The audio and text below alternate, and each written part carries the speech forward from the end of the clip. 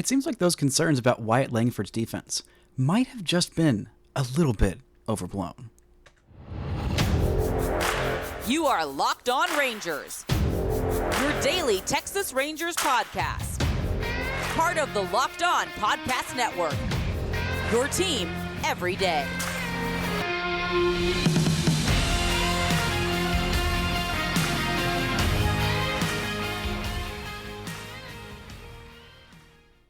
You are locked on to the World Series champion Texas Rangers. I'm Bryce Patrick, a cripplingly addicted Texas Rangers fan, covering this team for 11 seasons, including all 6 as the founder and host of this podcast. Thank you all so much for making Locked On Rangers your first listen every single day. If not already, you can follow me on Twitter at Bryce Patrick. You can follow the show at Locked On Rangers. Hit subscribe on your favorite podcasting platform and on YouTube, where the best way you can help grow the show is to comment nearly any single thing below. Now, before we get into Wyatt Langford's absolutely brilliant 4th of July, this episode of Locked On Rangers is brought to you by Booking.com. Booking.yeah. The right stay can make you a fan of any city, even your rivals. Check out Booking.com for your stay today. Now, the story of the day on Independence Day was not freedom, was not America, was not barbecues and drinks by the pool. It was Wyatt Langford's defense. I mean, one of the more impressive displays defensively from a left fielder I've seen in a single game, because left field is usually where you put the guys who don't do defense all that good. And coming out of the draft, that was the one thing that Wyatt Langford couldn't do. He was guys who don't do defense that good.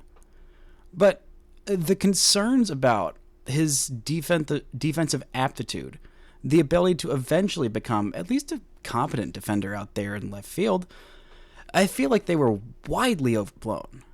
I mean, this kid did not have that much experience playing the outfield.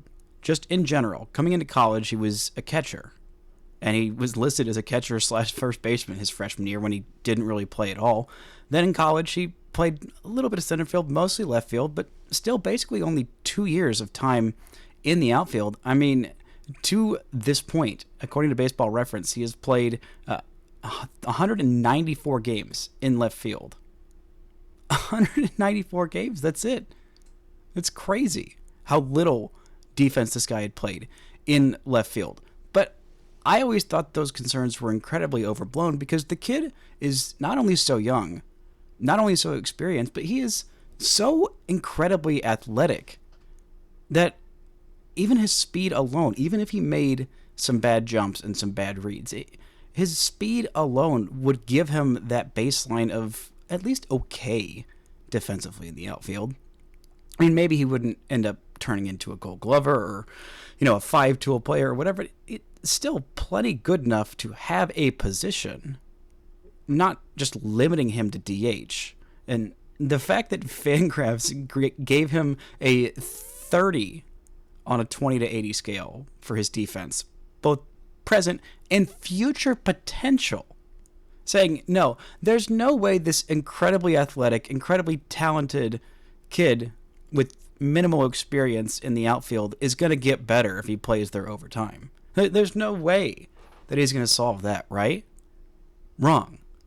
Because the display that Wyatt put on the 4th of July, I mean, offensively, there weren't a whole lot of fireworks. Actually, no fireworks, because no Rangers hit home runs on the 4th of July, which is rude. I feel like you should be obligated, as the home team, to hit at least one home run on the 4th of July so you can have fireworks or cannons or whatever. But alas, that was not the case. But Wyatt Langford was doing everything for this team on Wednesday, driving in the lone run, robbing a 2-run homer, saving this game, keeping it tight, and not to mention the one tool that's really hard to grade out against trying to figure out exactly how good of an arm a kid has. That is one of the more difficult things to evaluate a prospect on if you're not watching him every single day. It's hard to get, grades on that. You don't usually have a radar gun for how fast a guy is throwing from the outfield. But seeing the 91.2 mile an hour throw that he uncorked for a beautiful outfield assist at home plate to wipe another run off the board. I mean, this kid might just be the full package. He might just be an actual 5-tool player. which I feel like that gets thrown around a whole lot because there's not always the most understanding about it. It gets thrown around a little bit, too much for my liking. But I don't say this lightly. I mean, physically, all players do have 5 tools. But when you call someone a 5-tool player, it means all of those 5 tools are plus to double plus to maybe even 80 grade. And Langford's defense, it could eventually be double plus. He's been getting better out there. He's been playing the field a lot more often since he came off the IL, since Evan Carter is not out there playing every single day. It's given him some time to play out in the field. Even getting some outfield opportunities over Jankowski and putting him at DH, which we'll get to the frustration with that in just a second. But the defensive aptitude this kid is showing, I mean, the thing that has always been so impressive about Wyatt Langford is how much better he gets, how quickly he does that. Because he's gotten better at every single level. It's why he spent all of 5 seconds in the minors, because he was just getting too much better. It was taking him 2, 3, 4 weeks to figure out a level completely and say, oh, I'm actually too good for this level now. I have nothing to be gained from playing against these people who are not my same talent level. I'm too good for this. Over and over and over again. And that was mainly with his hitting. And the questions about whether they would call him up out of spring training, which was, I don't think, ever really that much of a question. The only legitimate thing they could point to was, hey, this guy has not played the outfield all that much. And so if he's going to go be an everyday player, eventually that should probably be at a position. And, heading into the season, there weren't really any spots in the outfield for grabs, but there was a DH spot. And so not letting him get those reps, it made sense in some sense if they would have kept him down for just a little while to get some more reps in the outfield. But now with the injury to Evan Carter, with Wyatt Langford being this good, him getting this time consistently to play the outfield, he's been improving and been doing it very, very quickly. I mean, he'll still have some balls that he misplays, that he misreads a little bit off the bat, but that takes time. It takes reps, and he's finally getting those reps. And I was concerned about taking a 22-year-old and making him just DH, because eventually that lowers his value. Or actually, right now, it lowers his value, and down the road, it lowers his value if he's not an everyday, outfielder, left field, center field, whatever field. And with that kind of a throw, that was the one thing I wasn't sure about this kid. I knew eventually he'd figure out the defense, but wasn't quite sure about the arm. And you uncork a throw like that, it shows you've got the potential. You've got a plus arm. It's there. It's just about refining it, making the right reads, the right throws, getting all of the mechanical things down. But he's got the strength there in his arm to have a plus arm, to eventually, if the Rangers want to move him over to right field, that could be an option. If they want to have him in center field, I think he might have a little bit stronger of an arm than Evan Carter. Still getting a judge of Evan's arm out there in center. Not quite as strong as Leote's, but this is a huge thing for Wyatt Langford and for the Rangers' future, of him figuring it out defensively. I mean, still like to see him hitting for a little bit more power than he's shown so far this year. He's definitely got it in him. I think that will eventually come. It's been showing out a little bit more in this month of June when he won AL Rookie of the Month for June. But a game like this where he shows I can be an impact in the field as well, oh my goodness. The sky is the limit for this kid. I mean, it already was incredibly high, the ceiling for this kid, and the expectations for young Wyatt Langford. But showing how much faster he's been getting better at every aspect of his game is just like, okay, well, I guess he's just going to keep doing this. Let's just see how long it takes until he's reached his ceiling, because the ceiling is not the roof, the sky, the clouds, the stratosphere. It is up in another dimension for Wyatt Langford. And having a game like that where he's also starting to put it together with the bat, I mean, it's not going to be long before he jumps up even further on this Rangers B-War leaderboard. Right now he's at 10th. It took him a while to even get on there because he wasn't providing any value defensively, because he wasn't playing defense, because he was DHing, and offensively he wasn't quite getting there. But now He's starting to put it all together, and it's going to give the Rangers some legitimate questions about, okay, how are we going to get all these guys playing time in the outfield, which is a very, very good problem to have, unlike the problem they're having with their offense. This episode of Locked On Rangers is brought to you by Booking.com. Booking.yeah. With summer travel heating up, especially travel with baseball games, it's time to explore those U.S. cities you've always secretly wanted to learn more about. Yes, we're even talking about your rival cities. With hotels, bed and breakfast, vacation rentals, resorts, and so much more on Booking.com, you might just find your perfect stay, even in your baseball rival city. If you're looking to go on this upcoming road trip later on this month, there's a few different places you can go. And, if you're wanting to, check out, dare I say, even Houston, I'm sure you'd have a great time if you're looking for things on Booking.com, especially if you're looking to go see a Rangers game and a Rangers win in Houston. That'd be a lot more fun. The right stay can make you a fan of any U.S. city. Like I said, even your rivals. Book today on Booking.com, on the site, or on the Booking.com app. This show is brought to you by eBay Motors. Passion, drive, and patience. The formula for winning championships is also what keeps your ride or die alive.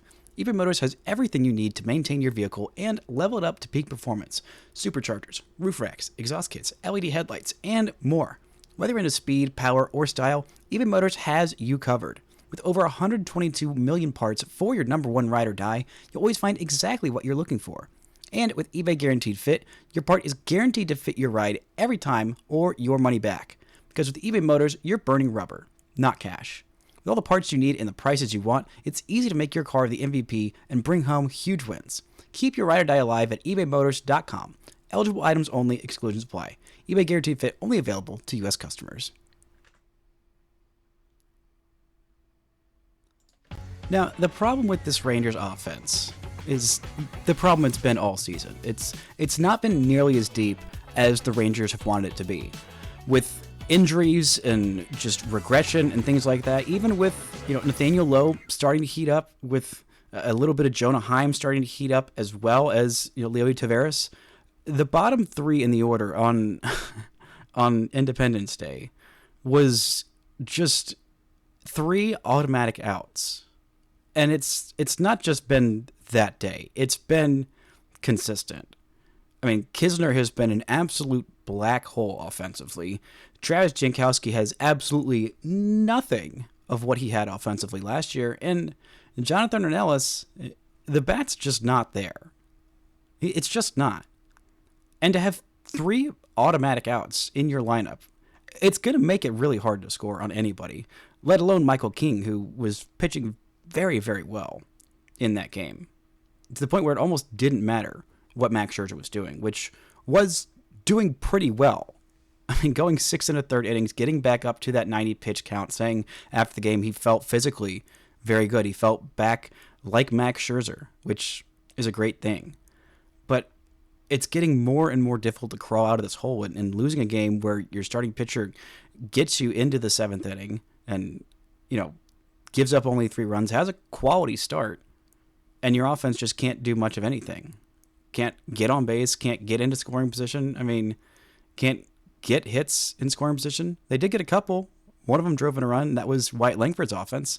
But the second one, Adolis Garcia was thrown out of the plate by just a million miles. Just not even close. And they did get more offense earlier in the week. I mean, it started to look like this team was figuring it out offensively with the Sunday game against Baltimore, pouring it on like that, with the Tuesday game against the Padres. Heck, even in the Wednesday game, they dropped 4 runs and could have been a little bit better. But still, they were slugging, getting doubles from Jonah Heim, from Corey Seager, from Josh Smith, from Adolis Garcia, seeing those guys, get hits, get on base, get slug. It's a good sign for this offense, but it's just keeps coming up short.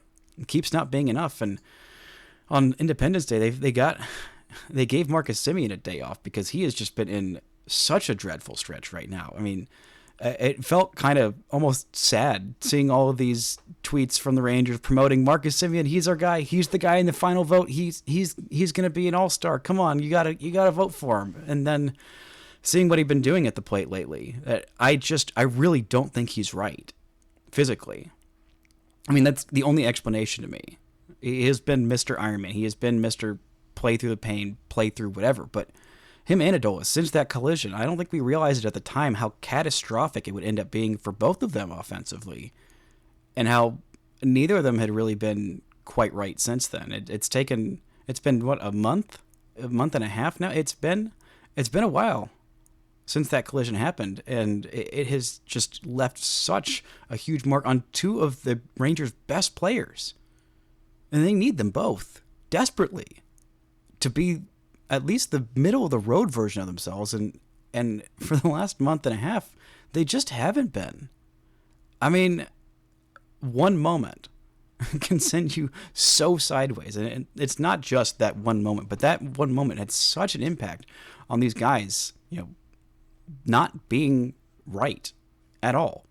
Heck, the injuries keep piling up. They keep not getting guys back. I mean, Josh Smith is out of the lineup on Friday night because of an issue with, quote, his butt cheek that left him out early in some games in June. They need every bat they can get, especially Josh Smith. So Pookie needs to get whatever is wrong with his gluteus muscles right. They need the other Josh back. No, not that Josh that they just got back. Josh Spores, who is finally back with the team. Unfortunately, the move that was made to get him back on the roster was that Dane Dunning is going down with an injury on the 15-day IL. Frustrating news to see the Rangers starting to get fully healthy again, but Dunning is dealing with right shoulder soreness. This is an issue that he dealt with earlier in the season. Not good seeing any shoulder issue, especially not seeing it be recurring, a month and a half after he just got through dealing with it. It was thought to be a minor issue then, but this is now two different pitchers this year who have suffered shoulder injuries, went on the IL, came back, and then went back on the IL for those shoulder issues. And it's kind of ironic that Josh Spores, who's the other one who dealt with this, is the guy who is coming off the IL for Dane Dunning. But Josh Young isn't coming back nearly as soon as we thought. He's going back on a rehab assignment. He has just not been feeling right, and he has not been healing like he thought he would be. And it's incredibly frustrating because this team needs his bat so badly. They need both Josh. They need all three Joshes. Heck, they need everybody. And it has just not been happening time and time again of just not getting these guys back and losing more guys to injuries. It's such an incredibly deflating and frustrating feeling with this offense just not getting help, not getting healthier, not getting effective. Even when you start to feel like you're turning a corner. I mean, boom. The depth, there's only so much depth an offense can have. I mean, eventually, it starts to dry up. It starts to be, Travis Jankowski DH days often. I mean, the fact that Travis Jankowski is the Rangers, DH games leader at this point, and he's hitting 205 with an OPS of 508, that's not a great sign for your offense. They really just need to get Ezekiel Duran right. They need to get Josh's both right. I mean, they need to get Evan Carter back. They just need a lot of help. And right now, they are just absolutely not getting it from this offense. But there have been some good parts of this offense. There have been, the breakout from Nathaniel Lowe. Getting him right is huge for this team. Having Josh Smith be a contributor, being an everyday player, and have that be solidified, hopefully it keeps being solidified throughout the back half of the season, and it doesn't turn into a little bit of last year's Ezekiel Duran situation where he stepped up in a huge way for Corey Seager early on, but lost that playing time and wasn't able to step up and do damage offensively in the same way when Josh Young went on the IL with that broken thumb, whatever it was, fractured thumb last year. He just wasn't able to step up in that same way. And I'm hoping that's not the case with Josh Smith. I don't think it is. And I also don't think that flash in the pan was all we're going to see from Ezekiel Duran. And I think they made that clear of how important it is for them to get him right by sending him to AAA and saying, hey, you need to get your confidence back, you need to get your swing right, because we need every single bat that we have on this roster, on the active roster, on the 40-man roster, heck, everyone up and down throughout the entire system. They need any single bat that they can get, because this offense just needs to kick things into high gear to help out with what the pitching staff has done, which, by the way, is pretty darn good. Here on Locked On Rangers, we pride ourselves on getting you the latest news for your team. Whether it's the offseason, the draft, spring training, or the playoffs, it's year-round. You know what else is year-round? Collection season. Just because tax season is over doesn't mean the IRS will stop coming after you for your unfiled taxes. The IRS can garnish your wages, levy your bank accounts, even seize your property. So don't let the IRS target you. Let the licensed professionals and tax experts at Tax Network USA go to bat for you. With over 14 years of experience and an A+ rating by the Better Business Bureau, Tax Network USA has saved their clients over $1 billion in tax debt. Whether you owe taxes, have complicated matters that require tax planning, or finally hit that parlay this season and need help correctly filing, call 1-800-549-1000 or visit tnusa.com/lockedon. And be sure to mention Locked On Rangers at checkout and you'll receive a $250 discount off their services. It's summertime, which means it's barbecue season. So stock up on all your grilling favorites and earn cash back on every purchase when you use Ibotta. So you won't have to choose between burgers or hot dogs. You can get both. Ibotta is a free app that lets you earn cash back every time you shop. Earn hundreds of items from grocery stores to beauty supplies, even toys. So you can make sure you're beating inflation no matter what you're purchasing. The average Ibotta user earns $256 per year. That could cover the cost of an entire shopping trip, the flight you've been eyeing, or the fancy dinner that you've been craving. Other apps give you points that don't amount to much, but with Ibotta, you earn cash back that you can withdraw to your bank account, PayPal, or gift cards. Simply add offers in the app, upload your receipts, and voila, the money is yours. It's time you join the over 50 million users who use Ibotta to earn cash back every time they shop. Right now, Ibotta is offering our listeners $5 just for trying the Ibotta app by using code LOCKEDONMLB when you register. Just go to the App Store or Google Play Store, download the free Ibotta app, and start earning cash back and use code LOCKEDONMLB. That's IBOTTA in the Google Play or App Store and use code LOCKEDONMLB. Now, the Rangers' starting pitching this year has been much better than people expected or gave them credit for, and it was a lot deeper than I think I was even expecting to be able to weather the injuries that they sustained just heading into the year, let alone the ones that popped up early on this season. But there was a lot of doubting about what Max Scherzer could do whenever he came back. Everyone thought, okay, well, this guy's 39, he'll turn 40 later this month, July 27th. And, I don't know how much he has left in the tank. I don't know if he's any good. He was, kind of washed in that first half season with the Mets last year, so I don't think there can be anything expected from him moving forward. And so far, that has absolutely not been the case. He has been so freaking good for the Rangers so far, while still being, limited a bit, while still being older, while still losing a little bit of velocity off his fastball. But the advanced numbers are just as good as ever with Max Scherzer.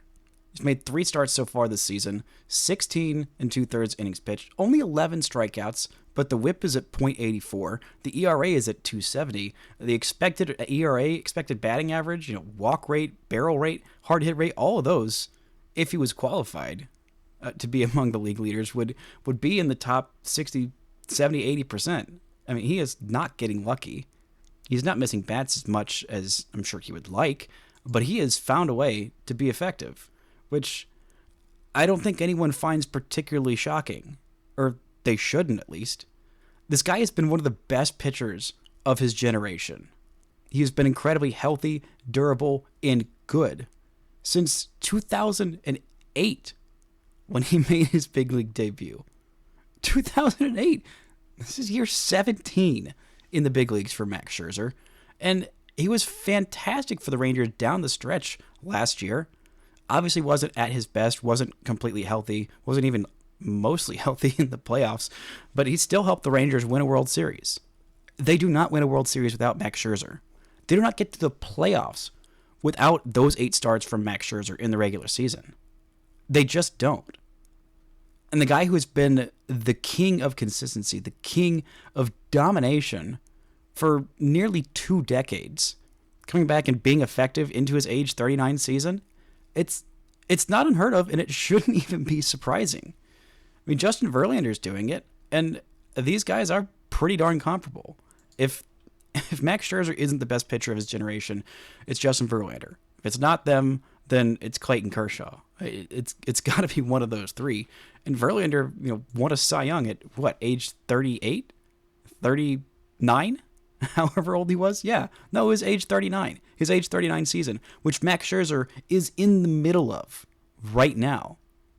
Now, Verlander hasn't been as elite this year as he was, at age 39 or even at age 40. He's 41 now, a couple years older, but Scherzer's been better than him so far this season.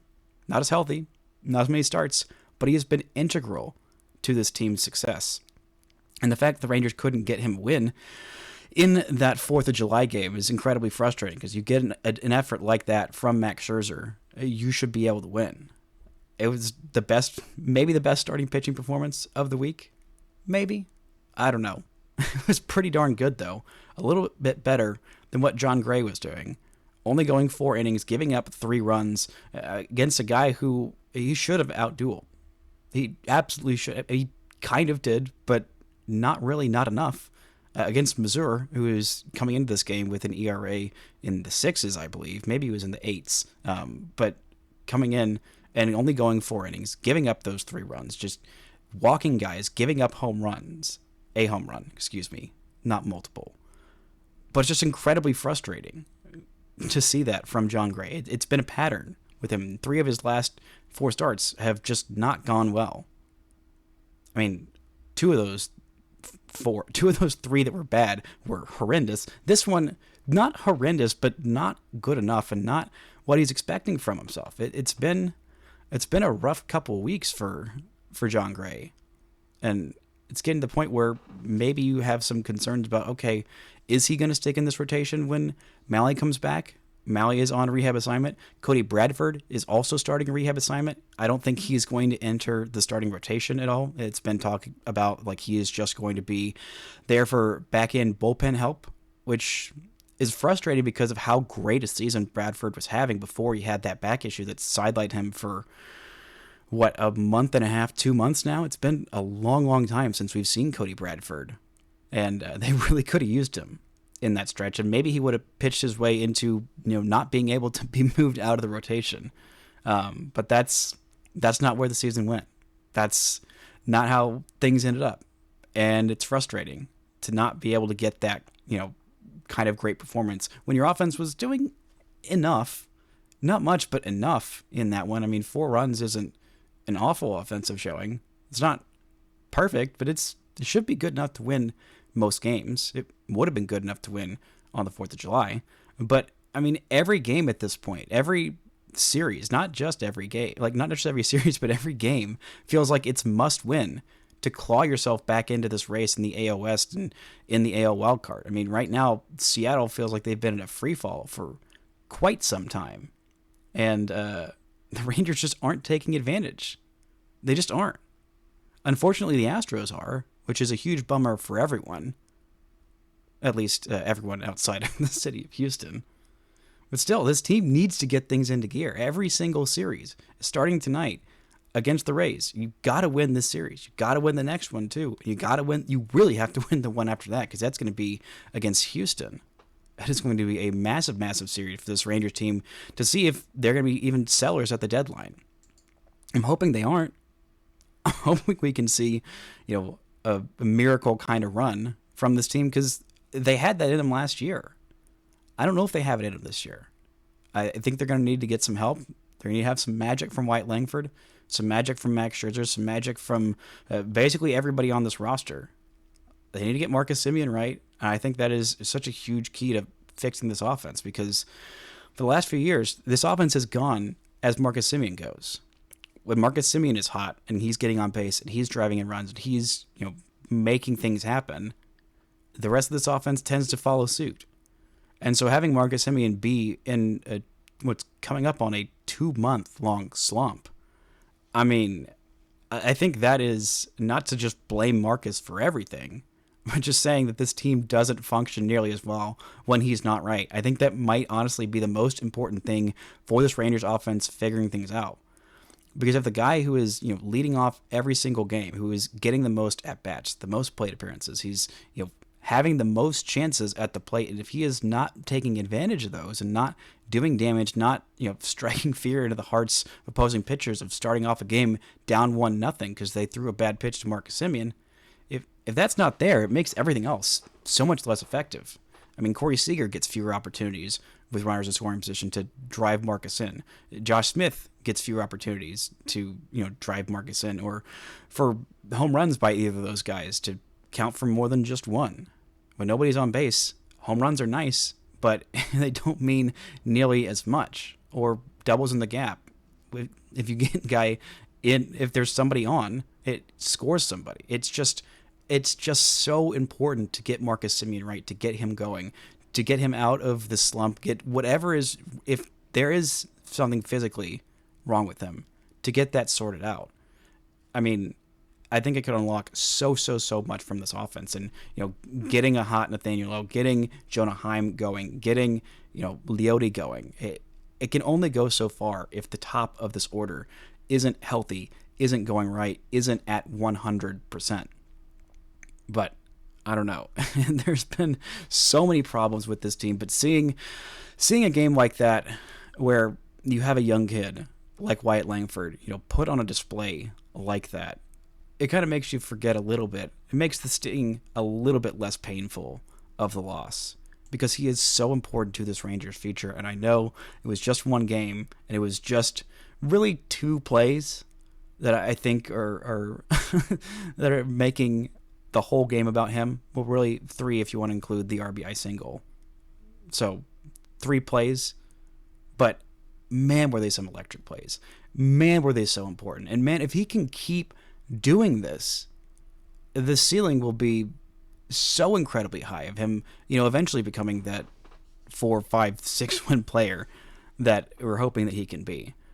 It makes him, just be so much more valuable, because the defense doesn't slump. Speed doesn't slump. Those 2 tools he has in, the speed he's got in spades. The defense, it's a work in progress, but seeing how quickly that's progressing is so incredibly important for this team and for him and his future. It is such a big deal, and it should not be overlooked. It should not be, going under the radar. This is a huge deal. And yeah, maybe me blowing up about 2 plays, taking 2 plays and blowing up their importance for basically an entire podcast episode is me stretching it, because this team kind of stinks right now. But hey, even when the team stinks, even when things aren't going right, there is always something to enjoy about baseball, especially when your Texas Rangers are still the reigning World Series champs. That's going to do it for this week's shows. Thank y'all so much for listening and subscribing, and until next time, don't forget to enjoy World Series champion Texas Rangers baseball.